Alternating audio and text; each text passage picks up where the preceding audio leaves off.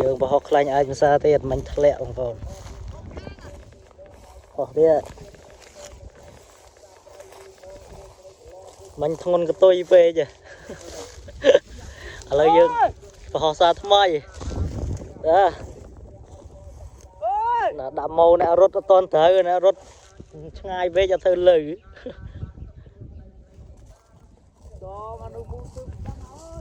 មូខ្សែរត់អូយឈើនិយាយមួយអ្នកអត្រៈណាឆ្កយ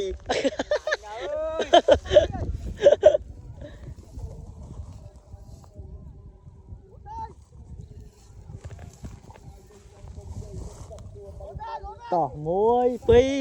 3ទៅអើយអត់រត់ទេអត់ចង់រត់ចេះទៅអើយនេះកតុយនៅក្រោមកតុយអូលន់ឯងដល់ឡើងដល់ខ្យល់ហើយតុយនៅអូធ្លាក់មកវិញនេះអត់រត់ផងអត់ទីរត់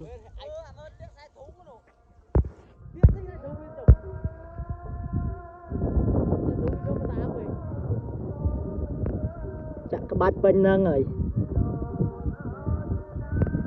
ដើប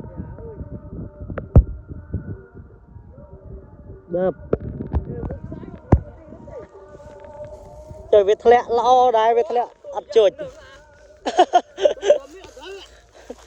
ទុយវែងពេកវាធ្លាក់អត់បោះពួយមិញធ្លាក់ចេះសម្រាខ្លួនណា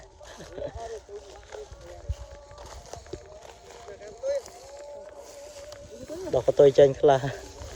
ធ្លាក់ទៀតអើយអត់ហោះទេ